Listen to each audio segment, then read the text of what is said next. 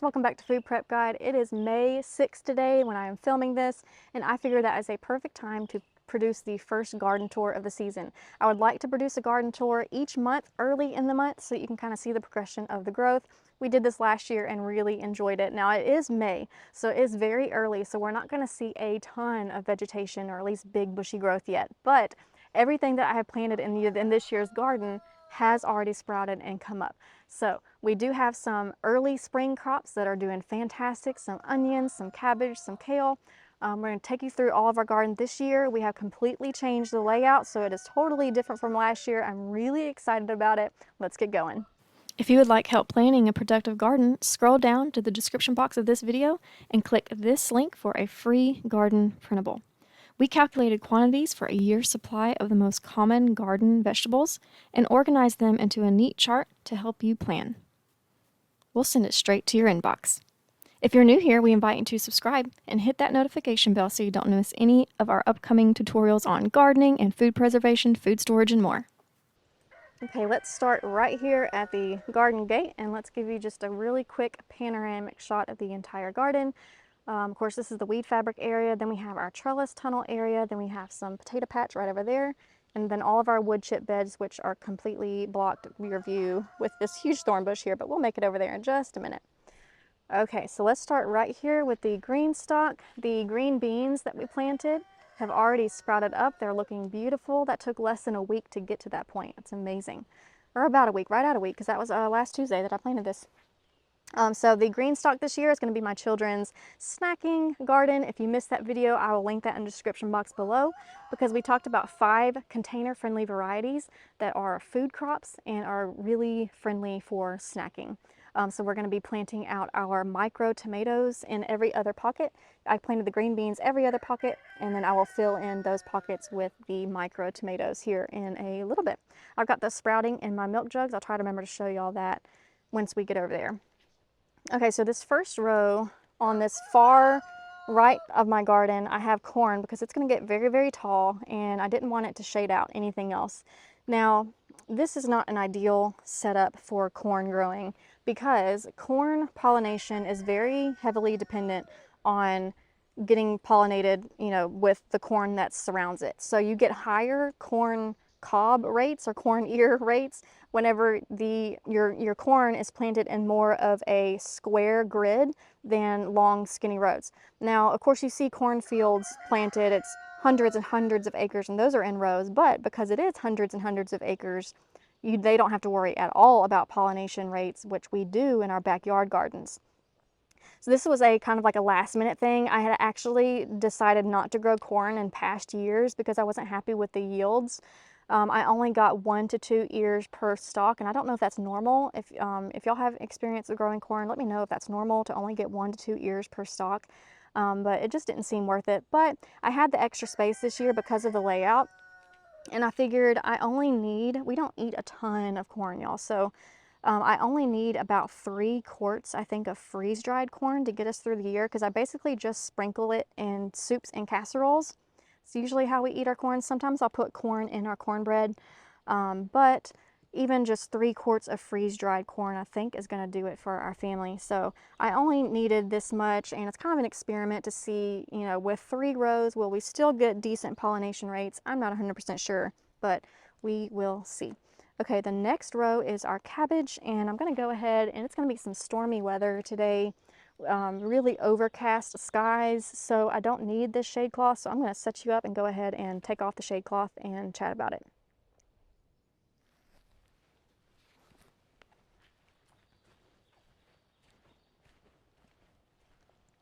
So I just have this shade cloth held down by pieces of wood like this, and the structures are simply built with poly tubing like this. Poly tubing over pieces of rebar. Super easy peasy.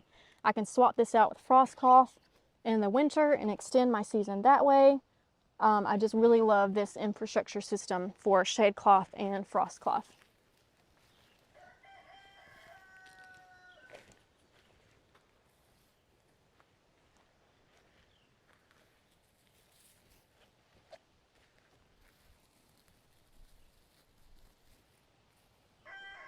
So we grew 24 heads of cabbage this year. We really love cabbage for our coleslaw starter, which is canned.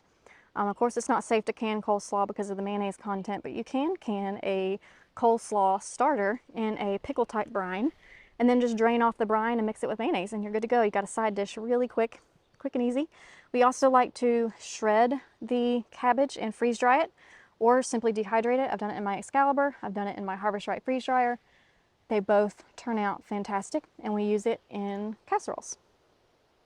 Another thing that I like to use cabbage for is, you can see we are just now reaching the point in the season where the cabbage is starting to form a head right there in the center. You can see that little head forming. So these cabbage leaves will continue kind of folding in on themselves, produce that cabbage head, but these leaves will not. These leaves will stay out like this. And I'm not 100% sure why, but these leaves never do get very tender. They stay really tough. So what we do with our outer cabbage leaves, we do not want them to go to waste. In the past, I have fed them to my chickens, but I know that they are a lot more valuable than just to be fed to the chickens. So I have been freeze drying them and powdering them and adding them to my super greens blend. For years, I would buy like a super green mixture for my smoothies that would have all sorts of greens in them. But now I make my own.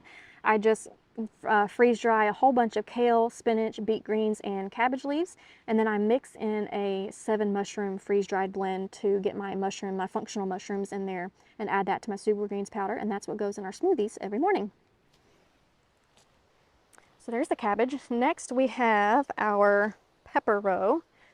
We're growing more peppers than ever this year. I'm going to get you a good view, show you how long the row is. Okay, it's about a 50-foot row. All of these rows are about 50 feet long. And we are growing Jimmy and Ardello based off of y'all's recommendations in the comments section on a previous video. I cannot wait to try those. Then we're growing our tried and true Marconi Rossi peppers that I just love. They are very long. They're not very seedy. They're good fleshy, which means you're getting a good usable amount from the pepper as opposed to having it be filled with a ton of seeds. And then at the very bottom, we're growing the classic California Wonder green bell pepper because we just really love the taste of those. They're looking pretty good. This one keeps laying over, and I'm not really sure why it keeps laying over. All the other ones are standing up pretty straight, except for that little guy right there. But he doesn't have any damage to him, so I'm thinking maybe he just got some wind blown because of a storm that came through recently, so we'll see. I think he's still going to make it.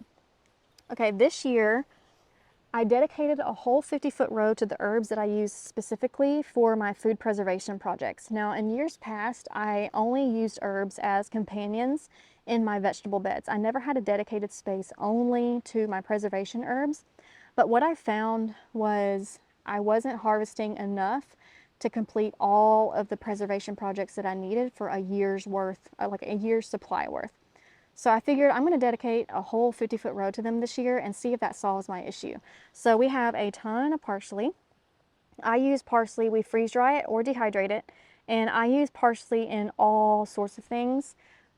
Probably the thing that I use the most in, that I need the most of, is we make all of our own cream of soups, like cream of chicken, cream of celery, cream of mushroom, and I put parsley in all of those. So it just adds a really delicious flavor. So we have a whole lot of parsley, but I also put it in our chicken and dumplings and chicken pot pies and all of that as well. So after the parsley, we have basil. Let me bring you down there because it just now sprouted. And I want to show you something that I look for when I'm reseeding. But I also want to show you that I never plant just one herb seed. So herbs grow fantastic in clusters. I think that's true for all herbs, but I'm not going to say 100% that I'm 100% confident in that. There might be some herbs that really do need that really large spacing, but I have always broadcasted or cluster planted my parsley seeds, basil seeds, dill, all that. And they've always done beautifully. So you can see there's a whole bunch of seeds planted in there. This is basil. This is like a Genovese basil that we will use for our pesto. You can see that something happened to these. None of them germinated. So every morning I come out, I do a garden walk, and I have a notebook with me. I'm probably going to do a video dedicated to this because it is one of the most productive things that I do for my garden. But I will take notes about what needs to be done, and this is going to be, I need to put this on my notebook, that I need to reseed 1 basil hole. So after the basil, which is going to be for all of our pesto, and we're going to freeze dry it for our sauces, is dill. We need a bunch of dill for our pickles. So I have several clusters of dill here. This one has a very poor germination rate, so I'm probably going to sow a little bit more in that hole, but you can see this one did beautifully. And I've got dill the rest of those ways down, which it looks like I need to reseed down here as well. Yep, one lonely little guy survived. So I need to reseed the dill, and I'll take care of that later today. One thing that is new this year, besides the weed fabric, and I'm sure you've already seen it, is the drip irrigation. I have debated, heavily debated drip irrigation in my garden. And the reason why is because I already garden in a low maintenance fashion, and I don't want to automate myself out of a job. I really enjoy gardening. I really enjoy the watering process. So I have not done drip irrigation in the past for that reason, but our weather patterns here are changing in the summer. Our summers are getting, drought is like becoming the norm instead of the exception. And it's just getting so hot. And I am noticing that I can really only work out in the garden like around 6 a.m. and then like around 7 p.m. I cannot be out here in 100-degree weather for an hour watering as frequently as I need to during drought conditions. So that's why I decided to go with the drip irrigation. So we'll see how that does this year. We did 4 rows of black beans, 4 50-foot rows, about 400, is it 200 or 400? I think it's 400, about 400 bean plants here. This is also a heavily debated decision because you just need a whole bunch of beans for dried beans, which is what I'm doing this for. I want to fill up a 5-gallon bucket to get us through the year because that's how much we need for a whole year's worth of our beans for black beans and pinto beans. So we'll see. I decided to go ahead and do it this year, see if we can produce a 5-gallon bucket. I don't know that we can, but we'll see. So down here I have this whole open space here, and that is for a very good reason. So every year I really want to go big or go home with my fall and winter garden. But every year I run into the same issue, and that is that I plant my full garden space that's already planted, and a lot of those fall and winter crops need to get in the ground in August. Some of them even late July. And that's an issue because I still have my summer crops are still putting on a very good harvest for me during that time frame, and I can't bring myself to rip them out of the ground in order to put my fall and winter crops in. So I'm leaving this whole row open so that I can finally get a good head start on my fall and winter garden when that time comes in late July, early August. So I just have a few plants here. These are cantaloupe. This is a very a specific variety. I think it's called Madhu, oh, I can't remember the name. It's an Indian cantaloupe that is very drought tolerant, which, like I said, we're dealing with that here in my area a lot more frequently than I would have liked. So I looked specifically for a drought tolerant cantaloupe plant, and this is what I found this year. It's supposed to be very sweet. And I'm excited to see how that goes. My kids and my husband absolutely loves cantaloupe. In the past, I have not wanted to dedicate garden space to cantaloupe because it doesn't preserve well. There's not really a good way we can preserve it. We can freeze dry it, but I hear that freeze dried cantaloupe isn't really the best, but we'll see. We're going to find out this year. But I planted several vines just for fresh eating for my family. So here we have a 50-foot row, or 2 50-foot rows of onions. We have our red Creole onions, and then we have our Texas super sweet onions. And this the Texas super sweets are going to be for our sweet onion relish, and we're going to freeze dry some for use throughout the whole year. And then our red Creole onions, we're going to store. Those are a good storage onion. They last about 6 months. So those we're going to be probably about 3/4 of them. We're just going to string and cure and store them that way for fresh eating. And then we'll use the last quarter of them. I'll go ahead and chop those up and dehydrate them for use on our salad toppings. Okay, moving to our trellis tunnel. We have 2 trellis tunnels. First one here, second one over there. So this first one, I do have some sweet peas still growing from the spring, but I really just did those for soil conditioning, not necessarily to harvest. So I'm not expecting any pods to come off of this at all. Go away, Mr. Wasp. But it is preparing the soil really well for feeding the tomatoes nitrogen, which we have a little tiny baby tomato plant here. I think these are the Brandy Boy, judging by the shape of the leaves. This is an example of a transplant that was really too young to transplant, but it's what I had at the time. I needed to get it in the ground, and it's doing great. It's already put on 2 more sets of leaves since I transplanted it. I've started the weeding process. You can see where I started and you can see where I stopped. I have a whole bunch of weeds to do. This trellis on this side was not prepared last year, so it is way more weedy than all the other ones. So I have a whole lot of work to do. But after these 2 trellises of tomatoes, we have, let's see, what are these? Oh yeah, these are the French fillet green bean pole variety. So these are supposed to be very productive style of green beans. And then I have just 1 trellis on both sides. Man, I've got to get out here and get these weeds taken care of. Both sides of the sugar baby watermelons. So this side and then that side over there is sugar baby. And then we have my children's snacking cucumbers.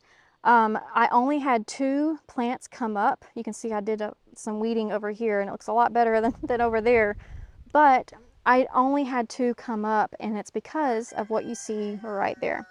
This is my natural homemade ant killer that is safe for use around plants and safe for humans, but it doesn't work on fire ants. We have a separate remedy for that.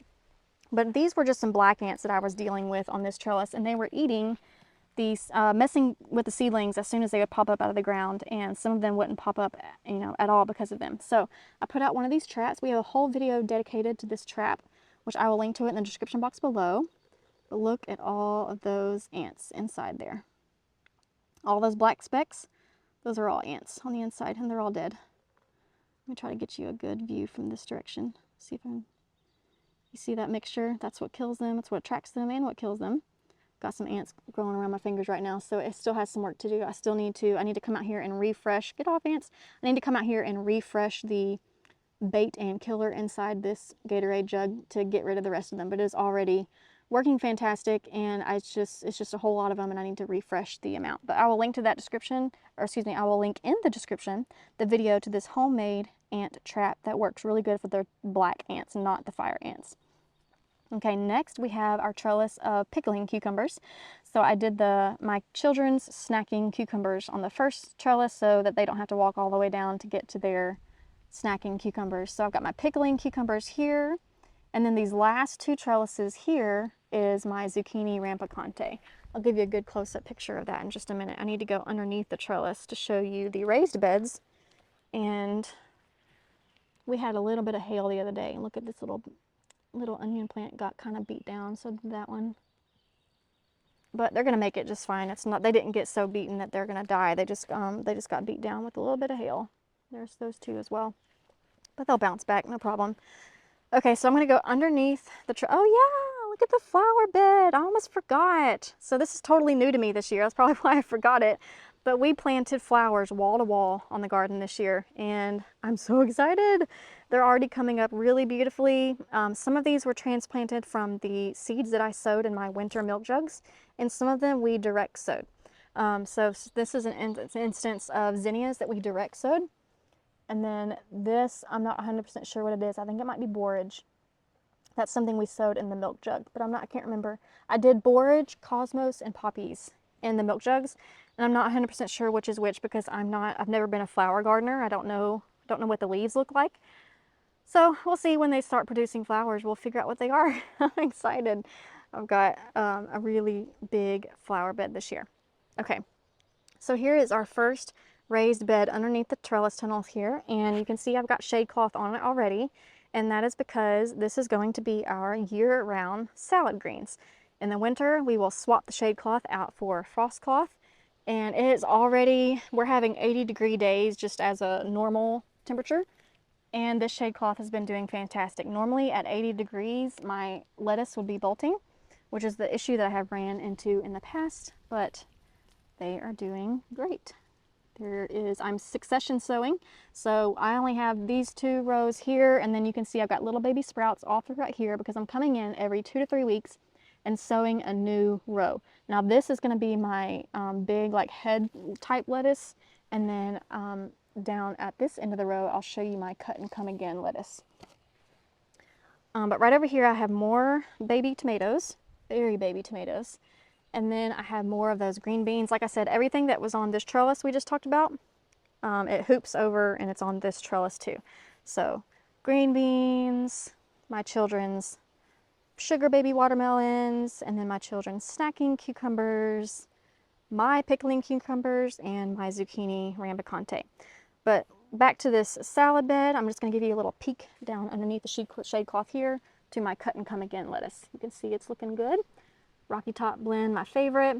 And again, I am succession sowing these. So I've got more rows extending this way. And hopefully I'll just continue sowing every 3 weeks. And eventually they will meet in the middle and I'll have my head varieties of lettuces down here and my cut and come agains down here.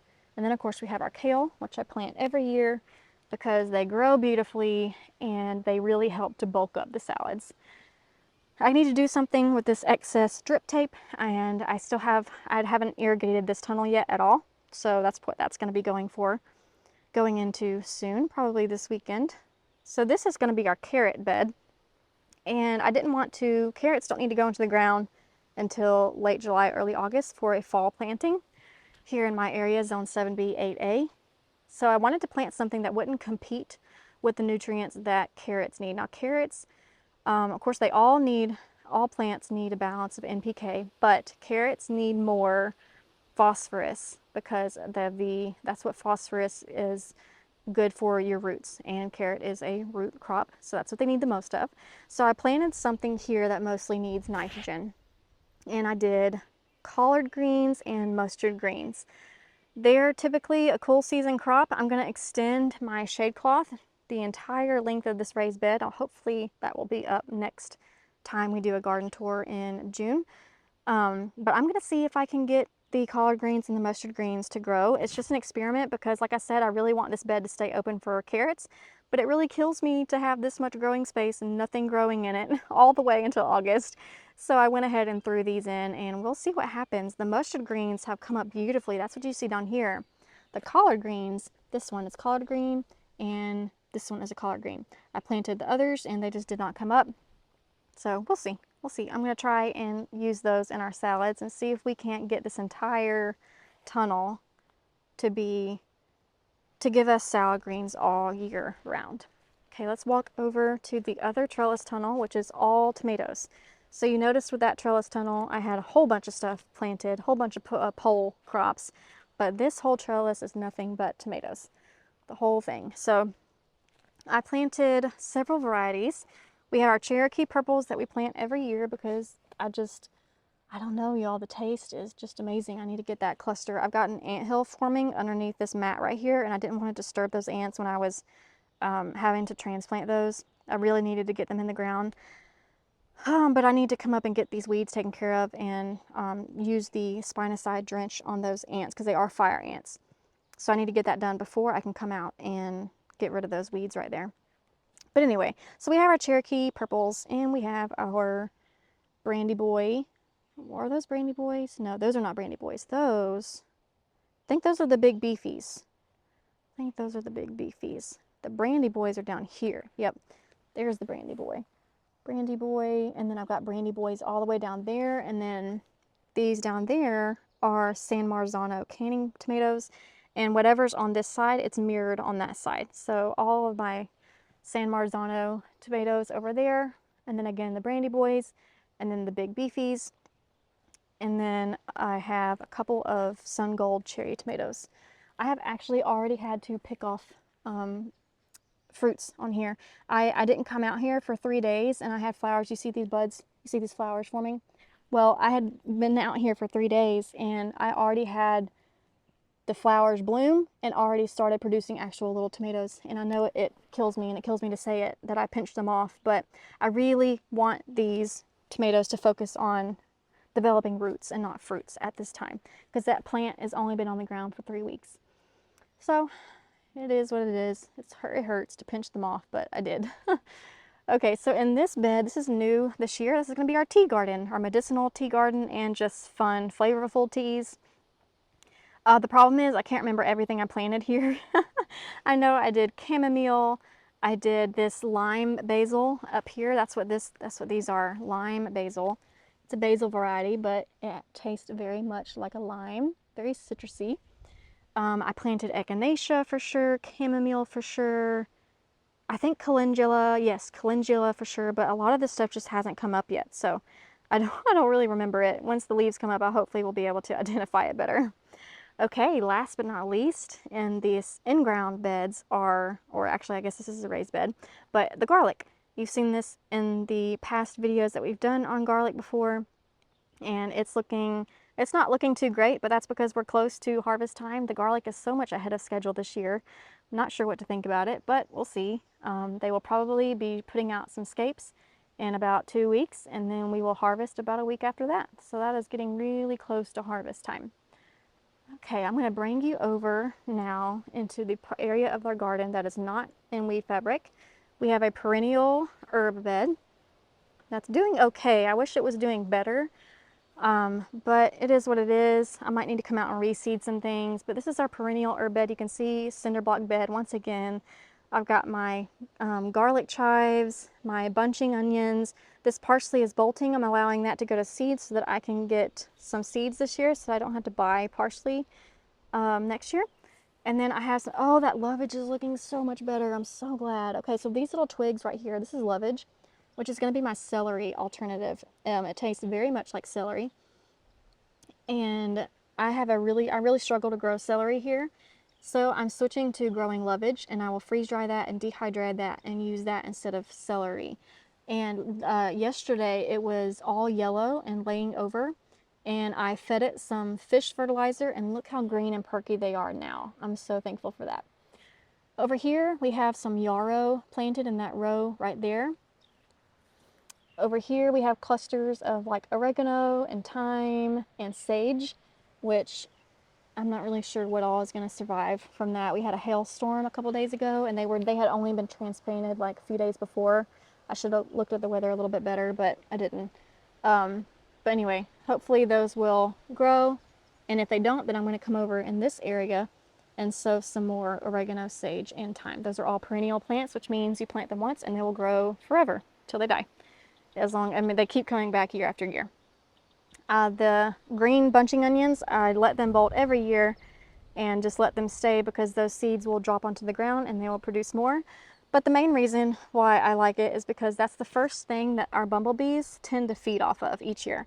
While they're still waiting for our flowers to bloom, waiting for our crops to put on flowers, they really love the seed pods of those bunching onions. Okay, here's our potato patch this year. This is an experiment. The reason why it's an experiment is because each year I pick a new area of our land and till that first time, plant potatoes there, cover them in deep mulch, and then it is ready for planting other vegetables in the following year. Now this year, I didn't want to till anywhere inside the new fenced-in garden. You can see our new fence. The garden used to end with that trellis right there. So you can see we extended all out through here. You can see this new fence. That's our, we collect like metal to take to the metal shop and get money for it. So that's what that pile is over there. Okay, but these potato plants, it's an experiment because I did not till this year, and I literally, y'all, all I did was throw the potatoes out on bare ground, just like this, what I'm standing on, just clover, weeds, clover, weeds, clover, weeds. Put those tomatoes straight on the ground, and all I did was sprinkle a little bit of bone meal on top of them, and then I covered them up with hay. This is this is like spoiled hay, like 4 years old. You know, not good quality hay at all, which spoiled hay is actually better for plants than fresh hay is. So that's what this experiment is this year. I'll keep y'all posted. We'll do a harvest video, bring y'all along for that, and see what happens with this experiment. I'm pretty excited about it. We planted 50 pounds of Yukon Gold seed potatoes, and it's looking pretty good. So all of this is open for next year. I'm not going to be planting anything into it this year. I have not decided what we're going to be doing, except for over here, which I'll get to that in just a minute. So we have started the process of building a rain catchment barrel system. And then we have this drip irrigation system that is specifically designed for gravity-fed barrels, and it's going to be used to feed the trellis tunnels eventually. It's been a long process. We've run into issues with the wood, issues with things being level, and the wood cracking whenever we got this heavy barrel on it. So we've had to completely start over and reinforce and get brand new wood. And anyway, so that's been quite the process, but that will eventually be a gravity-fed drip irrigation system. Here's that spoiled hay that I use to feed and cover up all my potatoes. So here starts the wood chip beds, which are back to Eden style, and it wraps around all the way over here, which I will walk you through that. But you can see we have like a mound of wood chips here, and then we have green grass over here. So over the next month, I'm going to be taking all of these wood chips and pushing them over until I have a somewhat level bed of wood chips. And this entire, it's about 40 foot, maybe 50 foot section from this fence line here all the way to almost the hay bale right here. And this is all going to be sweet potatoes. I'm hoping to plant at least 50 sweet potato slips this year, which should give us about 200 pounds of sweet potatoes. This is about what we need to get us through the year for sweet potatoes. We serve them about twice a week as a side dish, and that's about what it takes to feed my family for a year, eating sweet potatoes twice a week. Okay, so like I said, the wood chip bed extends all the way this way. It makes one big giant L shape. And this here is the rest of our, everything from there on is all berries. Now, this one, obviously not berries. So all the experts say not to plant vegetables in wood chips that aren't completely decomposed yet. And the reason why is because it robs wood chips, as they decompose, rob nitrogen from the ground. Now, once they are completely decomposed, they then start putting nitrogen back into the soil. So that's why wood chips are such a fantastic growing medium, but it takes a long time for them to break down. Now, these wood chips look pretty fresh. You can see how big the chips are. I mean, they look like they're not composted at all. But this bed is 3 years old, and if you look, when I dig just a few inches below the surface, you can start to see how much more broken down it is than it seems on the surface. We're still nowhere near soil. You know, when wood chips are completely broken down to the point where you don't have to worry at all about planting vegetables in it, you can plant anything you want in it, it needs to be almost indistinguishable from soil. So we still have a good ways to go before we're at that point, but we are getting there. But this is just an experiment. Like I said, these wood chips are not decomposed properly, so I shouldn't be planting vegetables. But I thought, you know what, I had so many black bean seeds that I sprouted for that plot over there, and I had them already soaked in water, and that water got really muddy while I was planting because my hands were dirty, so I certainly couldn't use them. And I thought, you know what, instead of just throwing them away, I'm going to plant them in these wood chips and see what happens. And so far, it's looking really great. I'm kind of excited about it.